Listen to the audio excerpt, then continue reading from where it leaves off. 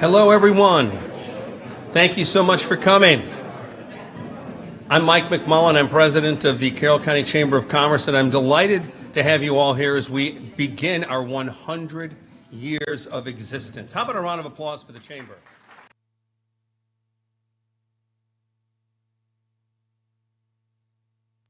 Been here the entire 100 years, but it still feels like it.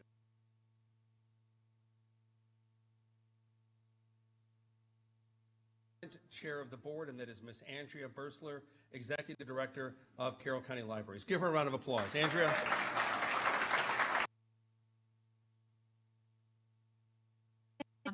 And thank you all for coming today.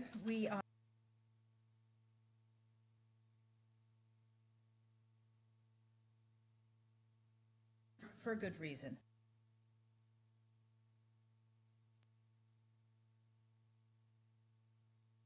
Library, and this is the Chamber's 100th anniversary.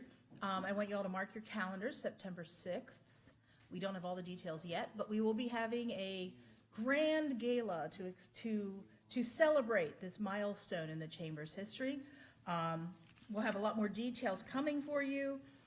The theme is going to be a lot of fun. It's a 1920s Hollywood premiere, so get ready for your paparazzi and your close-up, and we're going to have a lot of fun. It's at Antrim, and there are sheets on the table. We are looking for sponsors. Surprise, surprise. But there's going to be some great opportunities for sponsors to get their name out there. This will be a once-in-a-century event, so please make sure you don't miss. I'm sorry, I had to get that in there. And we are going to ask you to please make sure your cell phones are on silent. Vibrate something so that you're not disturbing your neighbors. At this point, Mike has put in my things that I can say anything I want here, which is really dangerous to do with me. But I think instead I'm just going to say, and once again, we're really glad to see the room is full. So thank you for coming. I hope you had a wonderful lunch. Can we give an applause to the college for such a delicious lunch? I thought that was wonderful. Thank you, thank you. Make sure you get a cookie. They're really good. Today is our annual budget luncheon, and you will be hearing shortly from Mr. Ted Zaleski, who is Director of Management and Budget for Carroll County. Ted has graciously been providing information insights into the county budget to chamber members for 22 years, and we look forward to what he has to share today, although I'm understanding there's no AC/DC t-shirt today. I want to also thank the Community Media Center as they are filming today's event, and it will be rebroadcast on Comcast Channel 19 and HD 1086, as well as on YouTube and their website. So round of applause, please, for our Community Media Center keeping us all connected. So our sponsors, we have 4 sponsors for today's event, and we're going to give, in a minute, we're going to give them all a chance to say a few words. And I'm going to apologize now for anybody's name who I destroy. My profuse apologies. So Sherry Crasium Boland, did I get that right, Sherry? Very good. All right. Principal at Brown Plus. I love the fact that you have just shortened that name. That is so wonderful.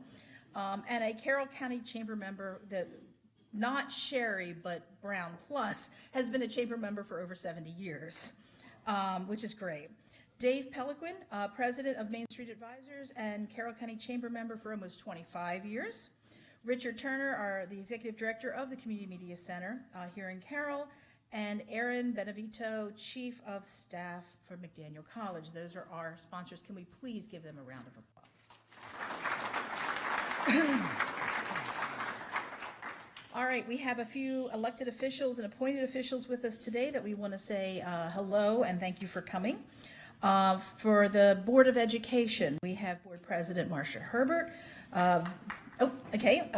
Would you between or after? Either one, because I'll just keep going. In case you don't know, I'm from Philly, and I can talk really fast. Vice President Tara Battaglia. Tara, there she is. We also have Patricia Dorsey, Donna Savigny, and Steve Whistler. I know Steve's here. I did see him. Okay, go over there. All right. And we also have with us Superintendent Cindy McCabe, who's the head of our schools. Very glad to see her as well. And she's also a member of the Chamber Board, so that's kind of nice. You get to wear 2 hats today, Cindy. We also want to recognize Dr. James Ball, president of the Community College and also a chamber board member. And along with Dr. Ball, we have Dr. Rose Mintz, who will be the president of the college when Jim retires on July 5th. So Rose, welcome. Glad to have you. Did I miss any elected officials? Just want to make sure. I don't think we did, but okay, good. Past chairs of the chamber, will you please stand and be recognized? Suzette Colvert, Farmer and Merchants Bank. Okay. Dave Bollinger, Barnes Bollinger Insurance. Steve Wantz from the Community College. And Brenda Fisher from Shipley Jewelry. If you are a current member of the Chamber Board, will you please stand? Come on, stand up. I know who you are. Very good. Thank you. All right, so today's sponsors we've introduced already, and I'm going to ask them to come up one at a time and give you a short hello and a message. So Sherry, we're going to start with you all from Brown Plus.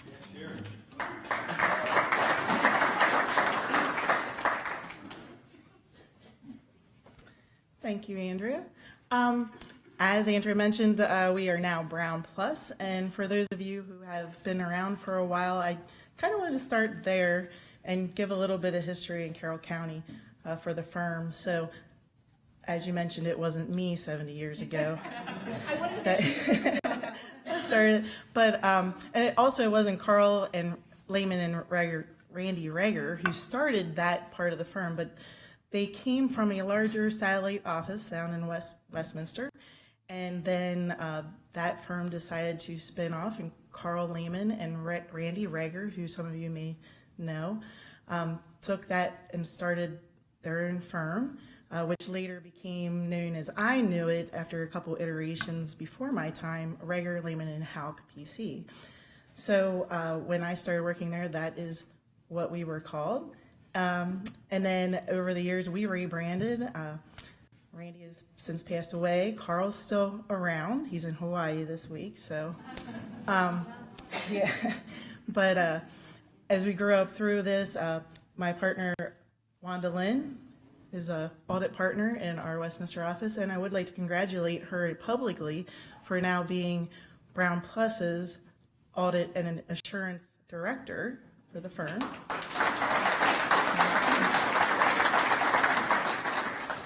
You could say we both kind of grew up in the Rager, Lehman, and Hauk, then RLH CPAs and business advisors over the years. We are both now proud owners of the firm, along with many other partners. And we have grown. We became Brown, Schultz, Sheridan, and Fritz, which, as Mike has told me, is way too long. It's very hard to say. So in that honor, we rebranded and are now Brown Plus, and not only because the name was long.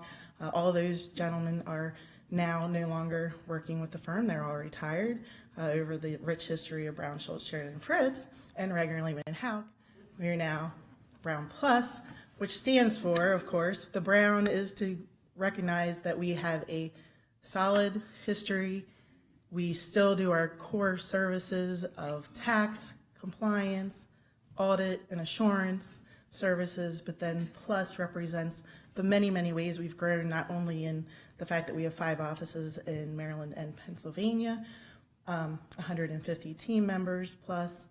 We also offer multiple other outsourcing services over the years, outsourced accounting, CFO controllership services, litigation and valuation, among some of those things. So the plus just means that we are more than that core. We are still that core of Brown and then Plus. So a little history on that. Mike says he's starting to pull to see what our next name is going to be, but I think we're set on this. According to my marketing director, she was very clear to me on Saturday night that she's not doing this again. So I think we're set with Brown Plus. Just one little tidbit, because I do like to give a tax tidbit since I am a tax principal and it's tax season. Keep an eye out for, we keep continuously seeing the little phase-ins of the 2017 tax bill.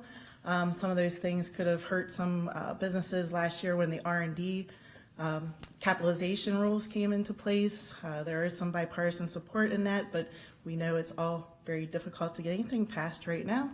But there is a bill in legislation right now that has passed the House, sitting with the Senate, that would potentially retroactively reinstitute the R&D deductions that as typical deductions.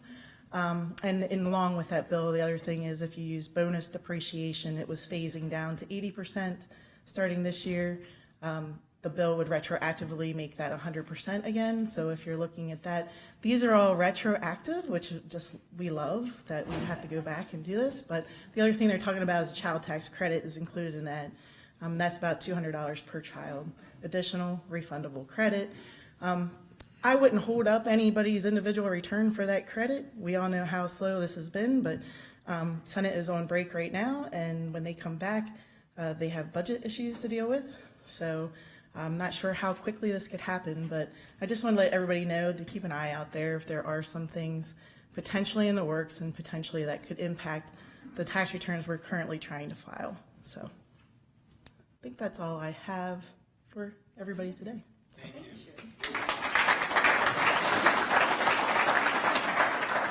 Thank you so much. Okay, so next we're going to go to Dave Peliquin, President of Main Street Advisors.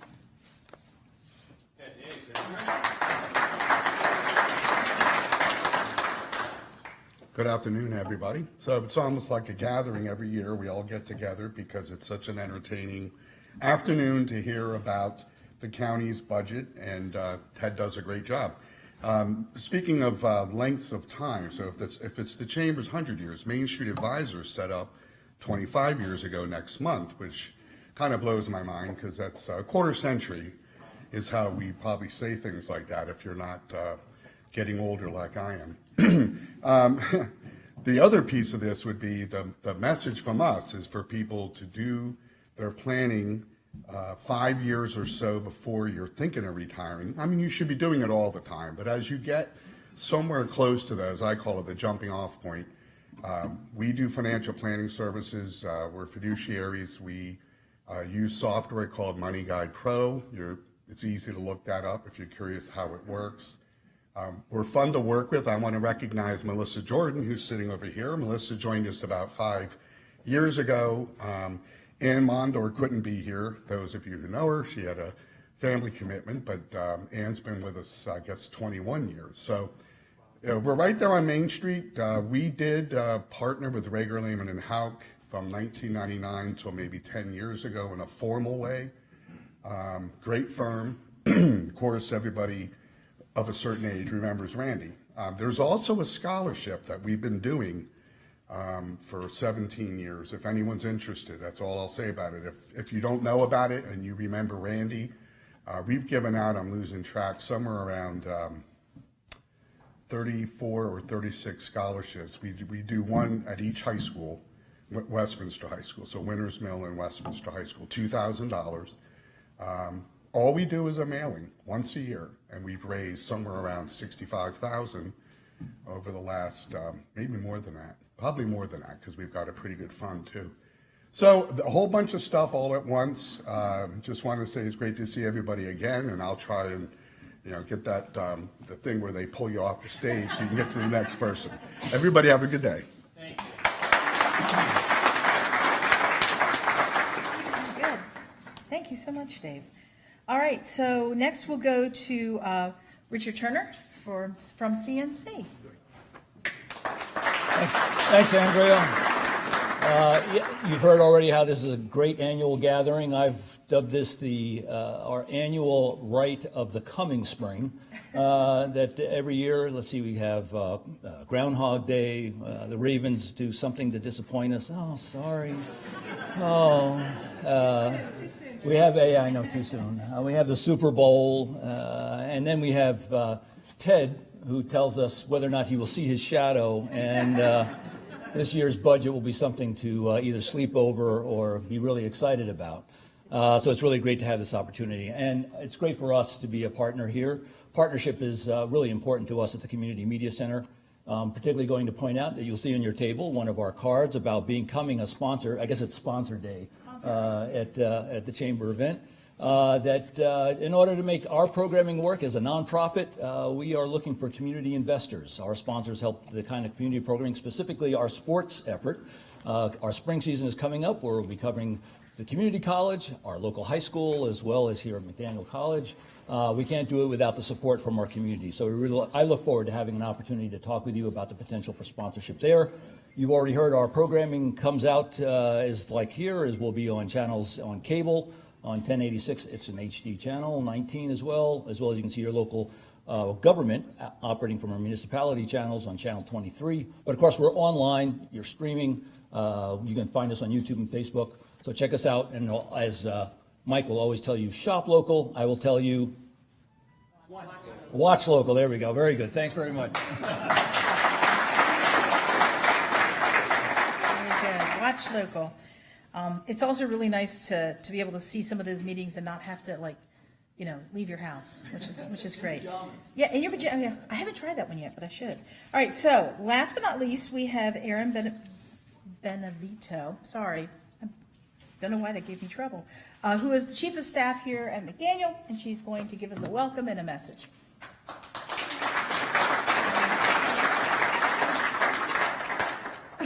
Hi, everyone. Thanks so much for joining us here on the Hill today. As Andrea said, I'm Erin Benevento. I'm the Chief of Staff for President Julia Jaskin here at McDaniel. She is so sad she couldn't be here today, but she is a proud member of the Chamber of Commerce Board, and McDaniel has been a proud member of the Chamber for a number of years. So we're grateful to offer this space for the community conversations that are happening today. The only other thing I'll share, under President Jaskin's leadership, we have a renewed commitment to community. So we're in year 2 of our 5-year strategic plan right now, and one of the 4 elements of focus within the plan is community partnerships. So that is only possible thanks to the great collaborations with many of you in this room, and we're just grateful to welcome you to campus today. So thank you so much.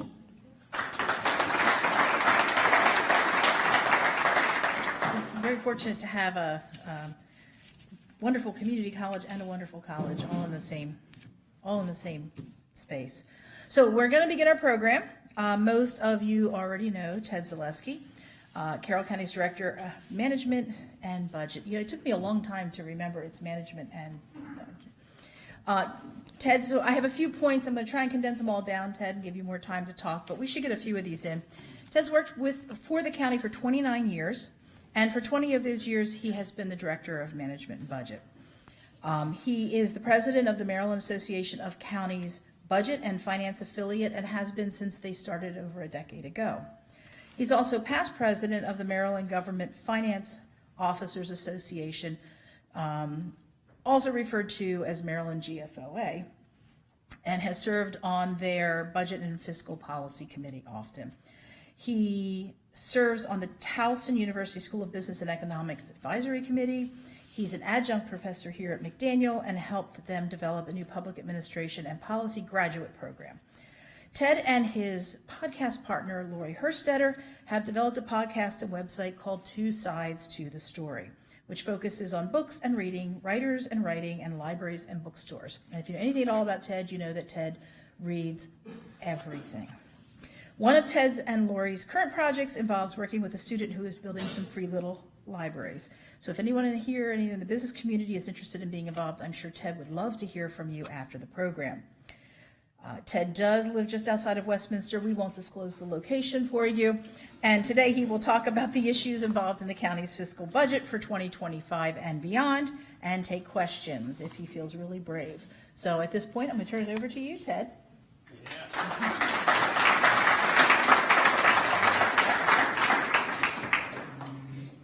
I've faced a lot nastier audiences than this, so I'm not worried. Okay, no commissioners here, so I can get rid of that one.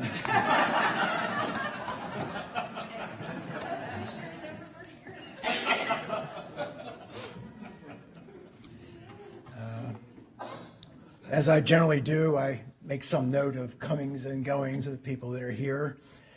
Our new Director of Economic Development, Denise Beaver, is with us today. I finally met Dr. Sam Bauman from YSB today. Yeah, I was a big Lynn Davis fan, and she's tiny, but she left you big shoes. Soon to be president of Carroll Community College, Rose Mintz, and then along with that is Jim Ball being soon not to be president. And the most important thing, Taylor and Lan, the owners of City Park Games and Brewing, my favorite spot in Carroll County, are here. The best beer selection in Carroll County. Not that I would ever have a beer, though.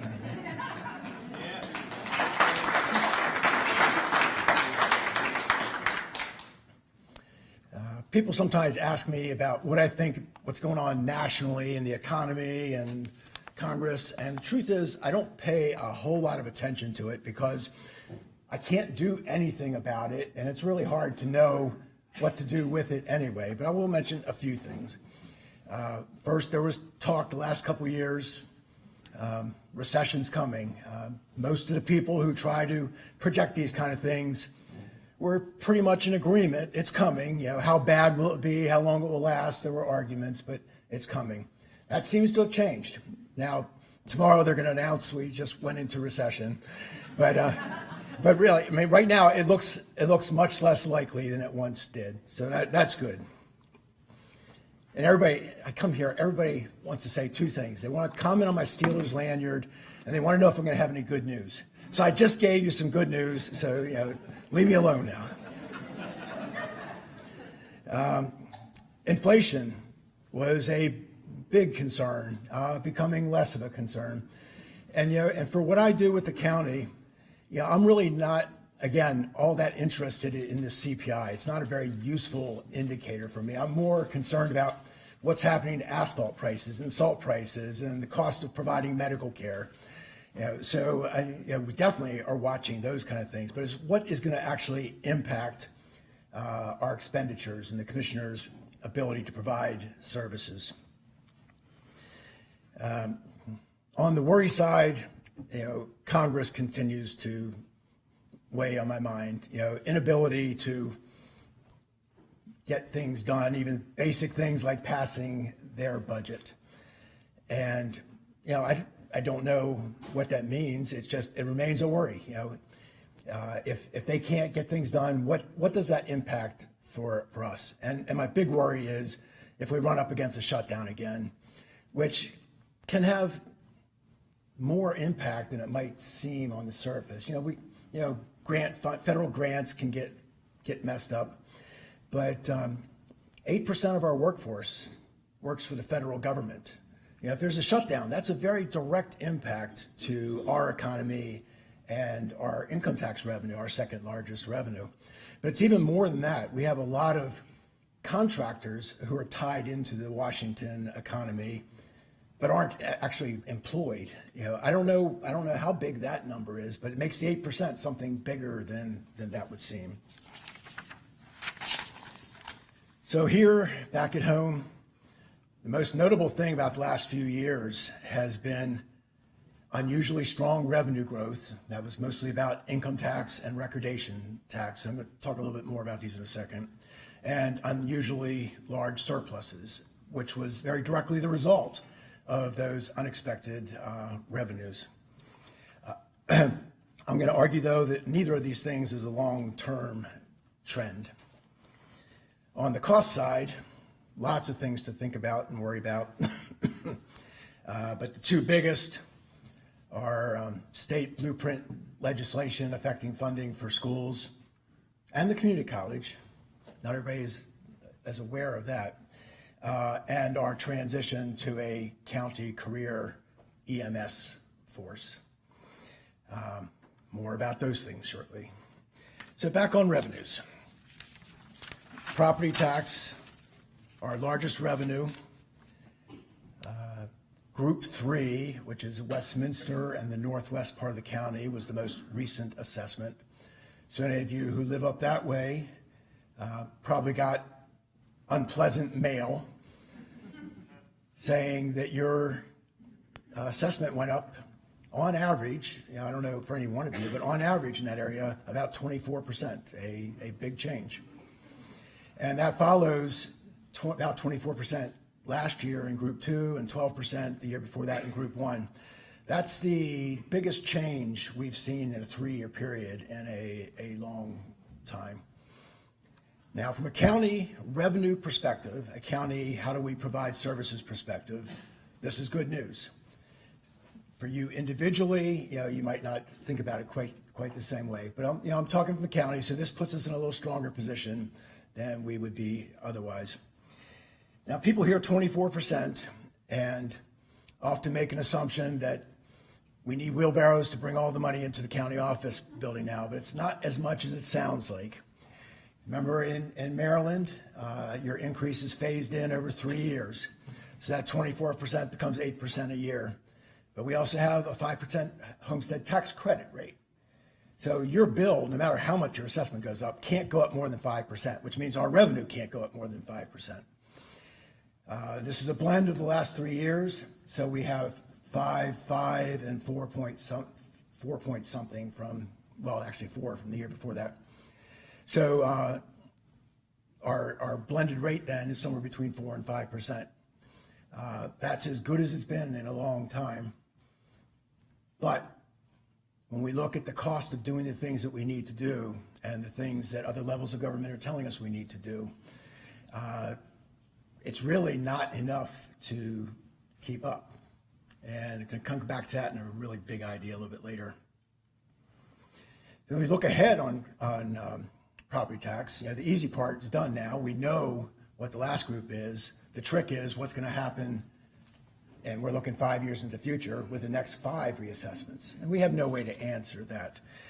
We've built in 12% for Group 1, South Carroll. That's our biggest group, the most properties, the most money. So whatever happens there has a disproportionate effect on the total for us.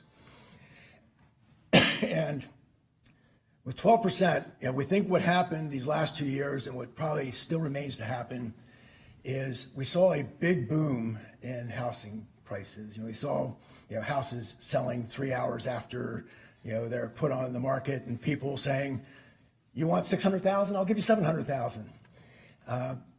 That led to big change in assessments, and we don't believe that State Department of Assessments and Taxation has caught up to that change yet. If it happened 2 years ago, but it was down south, it hasn't yet hit the assessments. So, we're looking to see what will come out of this. It might be more than 12%, but it's one of these places where we don't want to assume another 24% and then be disappointed when the actuals come in. I mentioned the homestead tax credit. From a county revenue point of view, what the homestead does to us is an interesting thing and a bit of a problem for us. So you as homeowners, it caps your bill. But if your assessment went up 24% and you pay 5, 5, and 5, there's 9% of that assessment that hasn't hit anything yet. Now, in theory, that's revenue to the county someday. When you're no longer hitting those caps, that will start to come in. Because of this rapid growth, the amount of unrealized tax revenue we have is growing. And we've been through this once before, back in the 6, 7, 8, when housing went crazy. We got to a point where there was $23 million kind of sitting on the sideline that we were going to get someday. But then we had the big drop in the house market where we actually saw assessments go negative for 5 years. That $23 million disappeared. That never became realized revenue. It was on the books for a while, but never turned into a dollar that we can use to pave a road. So it's getting bigger again, not as big as it was then, but we're looking at $6 million now. My hope is that will continue to come in over time, but depending on what the market does, we could again find that doesn't have the effect that it might appear on the surface. Income tax, our second largest revenue. It's been very strong the last few years, unexpectedly strong, in many ways, unexplainably, is that a word, strong. And me and people like me across the state are still really trying to understand what is it that happened and what does this mean. Now, my message to the commissioners and anybody else to listen to me was this can't keep going like this. It will have to slow down. And that got to be a harder message. You know, the first time you say it, okay, that makes sense. The second time, well, this is 2 years now. The third time, are you really sure about this, Ted? And I say, well, no, I can't guarantee, but I'm feeling pretty strong that this can't continue. It looks like this is the year where we start to see the change, but we still haven't seen enough. And we get the bulk of our money, income tax revenue, 90% of it, in 4 big distributions over the year. We've only seen one so far this year. And we'll see another at the end of February. But even at that point, we've only seen half of what's going to happen for the year. A lot can still happen in those remaining 6 months, and we have no way to know what that's going to be. But the most current indicator I have, and the thing that's really caught my attention now, is a few weeks ago we got a reconciling distribution. So during the year, the state is sending us money on an assumption of how much Carroll County is going to get. And as tax returns actually get processed and they have a better idea of what actually belongs to Carroll County, there's a series of reconciling distributions to say, oh, you didn't get as much as you should have, or you got more than you should have. This last distribution was $10 million smaller than the same distribution last year. But it gets complicated because that distribution last year was a big increase from the year before. You know, so it's a decrease against an increase. But I think, you know, what we can take from this is the reason it went down is because the state is recognizing we're over-distributed. They've given us too much money. What will that mean for the rest of the year? You know, that's the big question. And unfortunately, you know, we go to the commissioners next month and we have to give them revenue projections so that we can start talking about, you know, what services are we going to offer or not. And we have to do that knowing just how uncertain we are about what's going to happen with income tax. Recordation, so you sell a property, somebody is paying 1% to the county for that sale happening. This is a much smaller revenue than property tax and income tax. We're talking about $250 million for the others. This is the biggest year, $23 million. You know, so it's important, but not important in the same way. But the housing market impacted recordation a lot these last few years too. And those of you who have listened to me before might remember I said, you know, when we were going into the COVID problem, my first assumption was, well, nobody's going to be buying houses. You know, who's going to go out now and buy a house? What happened? Everybody was buying a house. Some people were buying 2 or 3 houses. But our recordation collections went crazy. We had one of those years was the second biggest year we've ever had in recordation collections. But this is another place, even more so than with income tax, where we're saying this can't continue. People cannot keep buying houses at the same rate. And we have now seen significant slowing, and it's actually getting pretty fast now. FY24, the year we're in, will probably be the smallest recordation collections we've had in about a decade. So we went from second biggest year to smallest in a decade in a matter of 3 years. And one of the difficulties we face, that's a change of, say, $10 million. Everything else being equal, there's $10 million of something that people are expecting Carroll County government to do that we don't have anymore. And we're left to say, well, where does the money come from? Or what is it that we're not going to do that we're doing today? And there's no popular answer to that kind of question.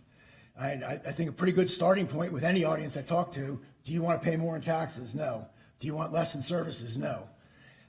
There's no other choices. That's what we have. So what do you do? Now, I mentioned I was going to come back to big picture and uncertainty about revenues, what we're facing with expenditures. And Carroll County, for many years, in addition to adopting our budget, has adopted a plan that looks 5 years out further into the future. And our intent is to say, if we project out the revenues with what we know today, project out the expenditures that we've committed to with what we know today, every one of those years ought to have money on the bottom. We're now in the third or fourth year where that's not true. We have negatives on the bottom line. And the easy way to describe that is, we're overcommitted. We have said we're going to provide a set of services that with the information we have today, we're saying we don't know how we're going to pay for that. Now, in one way, it doesn't mean that much because we will always balance our budget. When we get to the next year, we're going to balance our budget. We have to by law, and just in a practical way, you may pretty much need to get there. But the worse this long-term picture looks, the more you have to ask, well, what kind of decisions are you going to have to make to be able to balance that budget? And it brings us back again to, do you want to pay more in taxes? Do you want less in services? And still, nobody is going to say, yes, please take something away from me or make me pay more. So this is one of those things where I can identify the problem. I can talk about the things that are driving it and choices we might make. But the hard part is making those choices. What do you do? And even when some people might say, oh, well, I know what you can spend less money on. The problem is others might not agree with their idea. We have 170,000 people in Carroll County. Something I've said before, I may have said here before. If we could get everybody to agree on how much they're willing to pay in taxes and what set of services they expect from Carroll County, the rest of it is just math. We could do that. That's easy. The problem is 170,000 people don't agree. And I feel very comfortable saying we could not get this room of 80 people to agree on the answers to those questions. And in fact, I'm not going to do this because I don't want people walking out angry at each other. But I think we could find some very violent disagreements about certain ideas. And, almost half of our operating budget goes to the school system. I bet, and this isn't Cindy McCabe who'd be saying this, I bet there's somebody in this room who would say, don't you dare give that bloated bureaucracy one more penny. But there's somebody else in this room who is saying, give them everything they're asking for. The children are our future. Those are hard ideas to reconcile. How do you get people with those two ideas to sit down and agree on what the proper approach is going to be? Or you look at senior centers. There's somebody in here who's saying, I've lived my whole life in Carroll County. I've paid taxes here. I raised my kids here. It's perfectly appropriate for the county to provide me a place to go be with other people like me. But there's somebody else in the room who's saying, why should my taxes go for some old people to play cards? And again, how do you reconcile those views? There is no path to agreement. So one thing I always tell the commissioners is the one thing we know when we adopt a budget is we're going to make people angry. Doesn't matter what the choices are, we're going to make people angry. There'll be people who'll be angry that we did the things we did. There'll be people who'll be angry that we didn't do the things that we didn't do. And there's really no getting around it. And I tried to encourage, best I can, the commissioners to say, just accept it. I mean, that's the way it is. You can't make everybody happy, so there's no point in driving yourself crazy over, well, I have this person yelling at me about this. Well, it's going to happen. It's part of what we do. So I mentioned a couple of the big expenditures, Blueprint and emergency medical services. They're not the reasons why our plan is out of balance, but they're certainly part of the picture, an important part of the picture. With EMS, we're taking on a big change here. We've depended on volunteers for many years. And I'm hoping that most people understand this by now, but just in case there's still somebody in the audience who's saying, well, if you're having trouble balancing the budget, why are you taking this on? And just want to be clear, this isn't something the commissioner said, oh, please, can we do this? This was the volunteers coming to the county saying, the system as it works is not going to continue to work. We need to do something different. And this is the county stepping in to make sure that when you call 911, an ambulance is going to show up at your door. But this is hugely expensive. And even though we were dependent on volunteers, for EMS, for a good number of years, it's been a paid service anyway, except that the volunteers were hiring people, but mostly part-timers. So a lot of the people were career in Frederick or Baltimore County or Howard County, and they would come pick up some extra money here as a part-time person. But if Howard County needs them, then that's where they go. And it wasn't a system that was going to continue to meet our needs. We needed to know that the staffing you need is available and you can say you've got that shift. Just give you a sense of how big this is. The commissioners have about 750 employees. So this is not the school system, the community college, the library, state's attorney, sheriff, just the people who actually report to commissioners, about 750 employees. We're going to be adding about 250 employees. I mean, this is a big deal. I mean, just think, any of you who have a business, adding a third to your employment base. I mean, it's almost hard to even think about how big a change that is. And a lot goes along with that. It's obviously you have to pay these people, but then there are benefit costs and medical costs that go along with this. We take on new risk. Carroll County is self-insured for workers' compensation. We're taking on 250 people who are an inherently risky pool of people. What is that going to do to our workers' compensation costs? I don't have an answer to that, but it's big on our minds. What's this going to mean? But then it's also, you need the ambulances and you need all the tools and supplies, all the drugs that they need to have with them. And this is even more complicated. We are not taking over the fire side at this point. When I say I shouldn't say taking over because people use that wrong. We are not getting into the firefighting side of things yet, except in one way.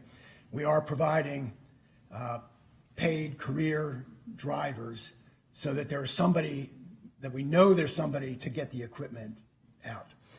But other than that, we're still dependent on volunteers. This is a good place to say, some people say, well, if the county's doing this, why should I give donations to the volunteer companies now? Their need has not gone away.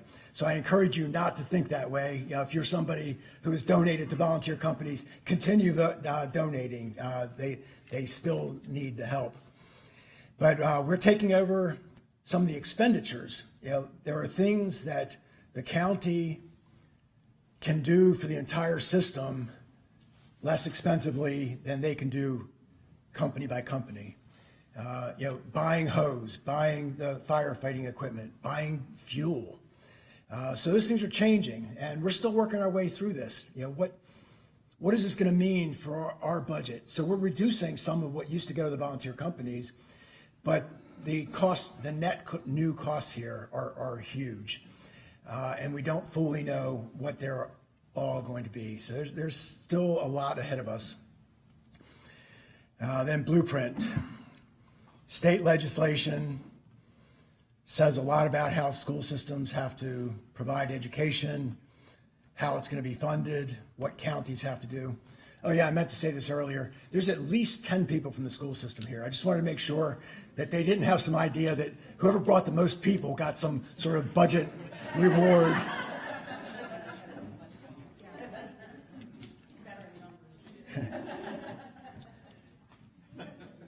So the potential costs of Blueprint are, for me, mind-bogglingly big and uncertain. School system has tried to put numbers on.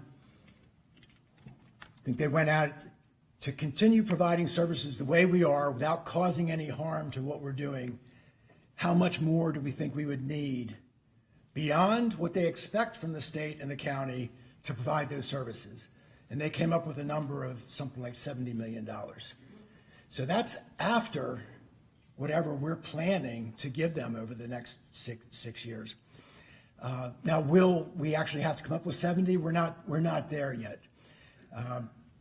The state will almost certainly give some consideration to the current legislation, although what we hear is mostly don't count on any big change. But you never know. Maybe somebody will say, wait a second, maybe we didn't really understand what this was going to do in the counties. Not counting on that. But the school system will have choices to make on how are we going to go about meeting the law, and what stance will the state take on various things. Will they say, okay, we're okay with you doing it that way, or nope, that's not how you have to do it, and leave a more expensive option for us to deal with. Now, if we think we need to come up with $70 million, and the commissioners say to me, well, Ted, where are we going to get $70 million? My very honest answer is I don't have a clue. I don't know how we would go about coming up with $70 million that is not already figured into our plan. And of course, the commissioners can raise taxes, but you just understand, the size of what we're talking about here. If we just changed property tax to be able to come up with $70 million a year, you'd be talking about something like a 30-cent change on the property tax rate. We would go from 1.018 to $1.30 something. That's pretty big change. I can't imagine us easily going there. But then the flip side is, okay, do something less, spend less money. And people often give the very useful advice, well, you just need to spend less. But miss that it's not about some abstract idea of spending. Local government spending is about providing services. So you can't just say spend less. You have to say spend less on what? What are you not going to do? Now we're back to 170,000 people or 80 people who can't agree on what to spend less on. And there truly aren't any easy answers here. The commissioners can hope that we hit $1 billion lotto or something, but other than something like that happening, we'll be faced with difficult choices, and one way or another, those choices will get made, and it's going to be who ends up angry and who ends up thinking that okay, that was a reasonable way to go about doing things. Now, in saying all this, I know sometimes people get on me about bad news and doom and gloom. I remain, I believe, an inherently optimistic person because I believe we will figure out the way. We will decide what to do and how to go about doing these things. But we have big challenges in front of us, and there's really no avoiding it. Oh yeah, and I mentioned the negative bottom line. We have had some changes that I think will improve our position. It's not going to make our negatives go away, but we're going to be in a closer to balanced position than we were. But that's before we talk about what will Blueprint eventually do to us. All right, I'll stop there, and we can take whatever questions you might have.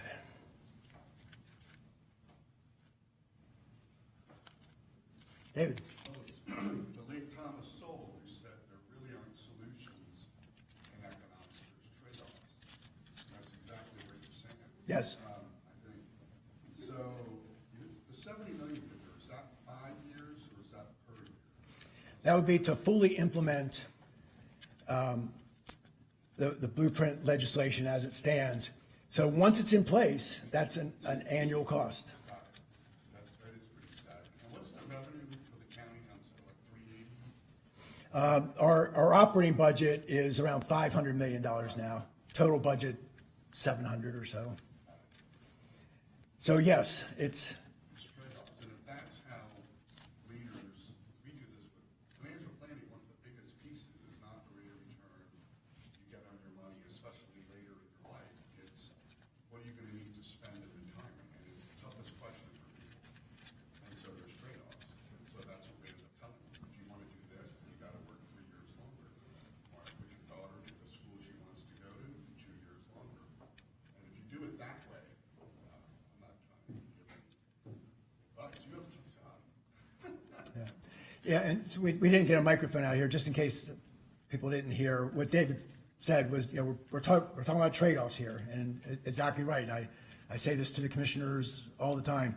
Every decision is a trade-off. A dollar spent there can't be spent over here. So it's what we have to do.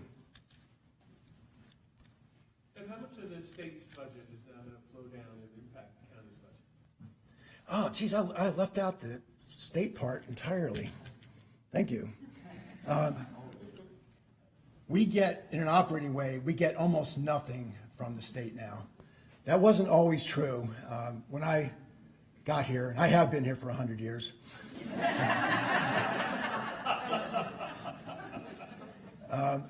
the state was supporting about 15 or 20% of our operating budget. And this is not an argument that that was the right thing to do, but it was, that's how it worked back then. Our operating budget now, less than 1% of our budget comes from the state. Now, they do play a role on the capital side.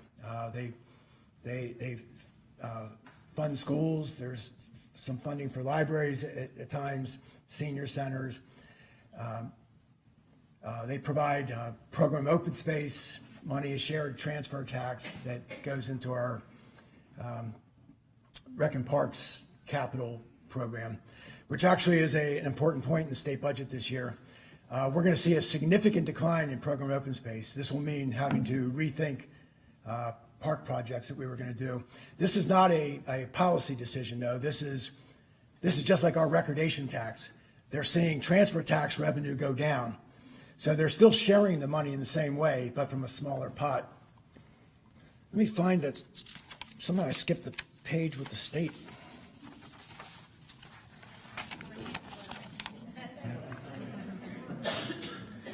Yeah, so state budget, something that people have been saying to me with some frequency is, what's going on down there? We went from big surpluses to structural deficit. Did the government screw this all up? And no. And this is not particular defense of this governor. I don't like any of the governors. None of them, even the ones that came out of local government, understand local government once they go to Annapolis. But the structural deficit has been there for years. Just didn't get talked about very much. So the surpluses existed at the same time as the structural deficit. And you have to remember the difference here. The surpluses are the result of 1 year's activity. So you have one-time money. The structural deficit is much like what I was saying, where we've committed to services beyond what we know how to pay for. The state is in this same position. So no, it's nothing new. It's part of how it's been for a while. The state budget is a little bit smaller in 25 than in 24. It's a little funny trying to look at this now because there was so much federal money in the mix the last few years. That money is not there anymore. So all other things being equal, it ought to get smaller because the federal money is not part of the picture anymore. And you might even, if you wanted to spend enough time on it, and I'm not going to, say, well, geez, seems like the budget should have gone down more than it did if you lost X number of dollars of state funding. One really important thing in the governor's budget, for the table in the back corner there, this was a good news story. Years and years ago, there was legislation passed to tie state funding to community colleges to the University of Maryland system. And for years and years, they kept playing around with the legislation, basically saying, oh, we're going to do that someday, but not this year. Well, maybe next year, maybe next year. The last 2 years, it finally happened. They did all the funding that they was intended to do. And that was a good thing for the community college. In the governor's proposal this year, though, he has now said, nope, don't like that anymore. We need to back off of that funding. This would cause a loss not only of anticipated increases, and sometimes people like to point out to me, well, they're not really losing money, they're just losing some of their increase. But it's not just that. They would actually be losing funding from what they have this year to what they would get next year. This is dependent on legislation, though, so this isn't a done deal. The General Assembly has to agree to make this change. And the governor's budget actually has almost $1 billion of things that are dependent on legislation changing. So who knows how much of that billion actually happens the way the governor has suggested that he wants to see it happen. And another thing he did is he converted $500 million of cash to bonds. So instead of using money that they have, he's going to issue debt and take on the debt service with that. Of the $627 million of cuts he made to the general fund, 500 of it was that change. And on their plan, if you look out to fiscal year 29 and how the governor sees it and how the Department of Legislative Services see it is a little bit different, but they're both in the vicinity of a $3 billion shortfall in fiscal year 29. Then state funding to counties, this kind of going a little bit where you were. You might hear a state representative say, oh, counties and municipalities are up 5.5%. That's more than state operations are going up. But what they don't say is almost all that money is going to the school system, and they have to do it unless they change the law. All they're doing is meeting the law. So, they can't take any big pats on the back for how much money they're sending us because they're not really sending it to us. Then on the school funding, a couple things beyond what we talked about. Funding for foundation programs is down. The foundation programs is kind of the basic funding for school systems.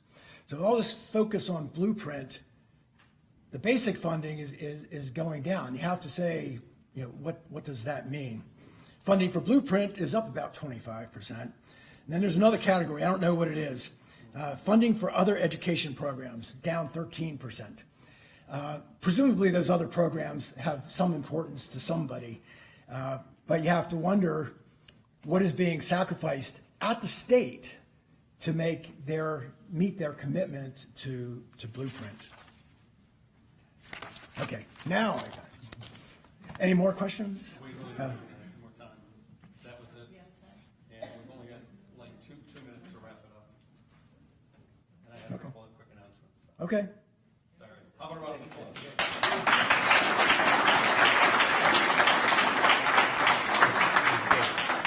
Thank you. Ted will be back tomorrow in the morning for a full day.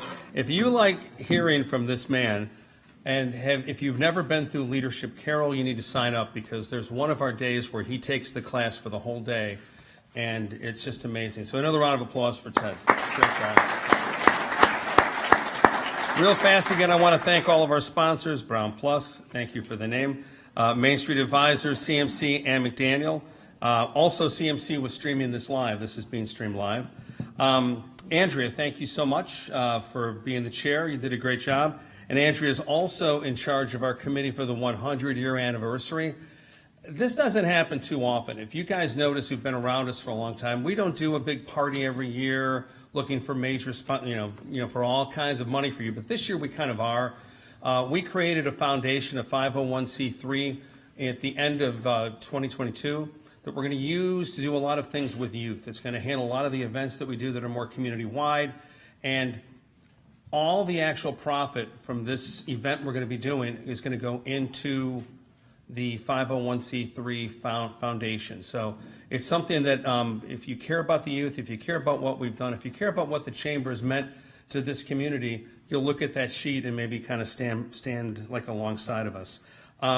As I was saying, Leadership Carroll, we're about halfway filled with the class right now, so there's plenty of room. I guarantee anybody that if you're thinking, well, maybe I'll sign up, but you're going to wait, if you wait too long, you're going to be disappointed. You're going to be put on the waiting list, so please do sign up. It's on our website. The Carroll Biz Challenge, for those who don't know, if you're an entrepreneur with a brand new business that you've either just opened up or you're thinking about it, this will be year number 13 for us. Our grand prize is $10,000 cash. We also give $2,000 for whoever gets the actual vote of the folks who are there or the folks who are watching as it's being streamed.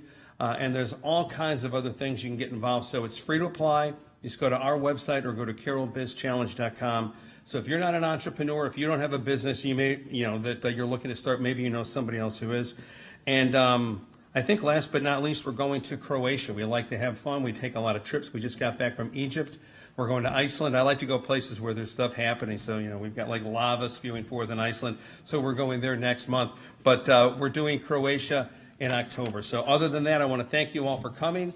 Check out our website, shop together, spend time with each other, keep your money local. It really helps, especially with the increase. Ted would appreciate it if you spent a lot more money local. Thank you so much. The meeting's adjourned.